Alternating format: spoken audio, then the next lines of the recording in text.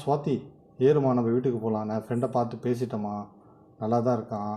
பேசிட்டுச்சு, நம்ம வீட்டுக்கு போகலாமா? ஏன்னா மழை வர மாதிரி இருக்குது, வீட்டுக்கு போகலாம். சரிங்க, வீட்டுக்கு போகலாங்க. பசங்கள்லாம் வீட்டில் இருக்காங்க. அத்தை மட்டும் என்ன பண்ணுறாங்கன்னு தெரியல. இங்கே பார்த்தீங்களா, நான் செடி எடுத்துகிட்டு வந்திருக்கேன். அந்த வீட்டு ஒரு பாழடைஞ்ச பங்களா இருக்குதுங்க. அங்கே லைட்டெல்லாம் எரியுதுங்க. ஆனால் நான் அதுக்கிட்ட போக போக அப்படியே இருட்டாயிடுச்சுங்க. ஏன்னே தெரியல. சரி, காரில் உட்காருமா, மழை வர மாதிரி இருக்குது.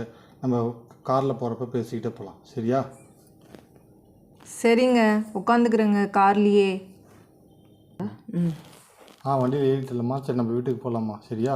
சரிங்க. ஏறிட்டேன் உங்கள் வண்டிக்குள்ளே ஏறிட்டேன். உங்கள் கண்ணுக்கு தெரிய மாட்டேன். ஸ்வாதி, கார்த்தி 2 பேரில் யார் அந்த பழத்தை சாப்பிட்றீங்களோ அவங்க உடம்புல பூந்துடுவேன். ஸ்வாதி, நம்ம வீட்டுக்கு வந்துட்டோமா? சரி, பார்த்து இறங்குமா. சரிங்க, பார்த்து இறங்குறேங்க.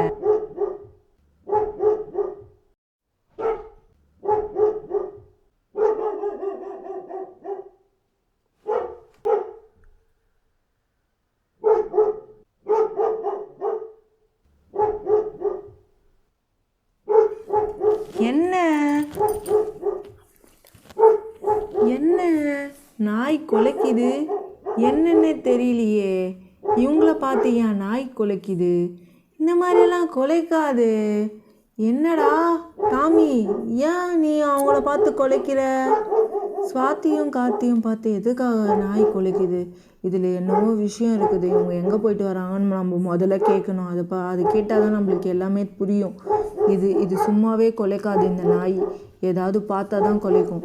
ஏன் ஸ்வாதி கையில் ஏதோ இருக்கு போல இருக்கே. ஏதோ செடி பழம் மாதிரி இருக்குது. என்னன்னே தெரியலையே. என்னவா இருக்கும்?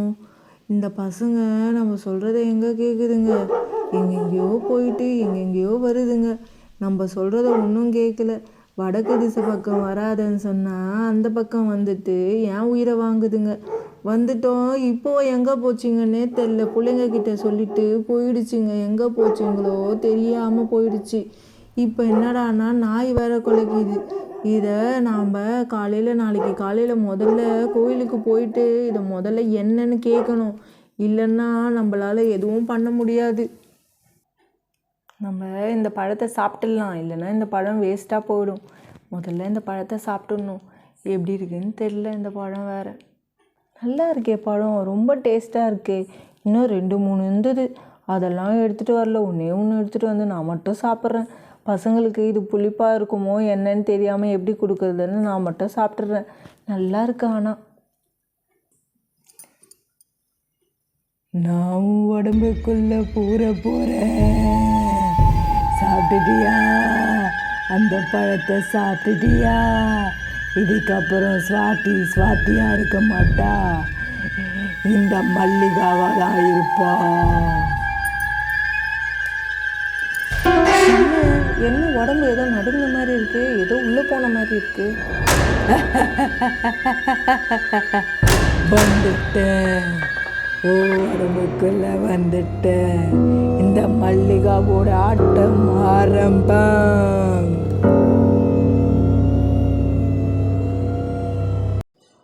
ஹலோ ஃப்ரெண்ட்ஸ், இன்றைக்கான கிவ்அவே கொஸ்டின் நம்பர் 9 என்னென்னா, பேயோட பேர் என்ன?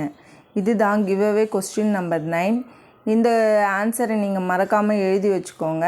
எப்போ அனுப்பணும்னு நான் சொல்லுவேன். நீங்கள் மறக்காமல் லைக் பண்ணுங்கள், ஷேர் பண்ணுங்கள், சப்ஸ்கிரைப் பண்ணுங்கள். கூடிய சீக்கிரம் கிவ்அவே கொஸ்டின் நம்பர் 10 வரப்போகுது. அதனால் எல்லோரும் தயாராக இருங்க. ஆன்சர் எழுதி வச்ச ஆன்சரை நீங்கள் நோட் பண்ணி வச்ச ஆன்சரை எதில் சென்ட் பண்ணணுன்னு நான் மறக்காமல் சொல்லுவேன். எப்போ சொல்லுவேன்னா 10th எபிசோடில் சொல்லுவேன். நீங்கள் அதை நோட் பண்ணி வச்சுக்கோங்க. ஓகேங்களா ஃப்ரெண்ட்ஸ்? Thank you friends.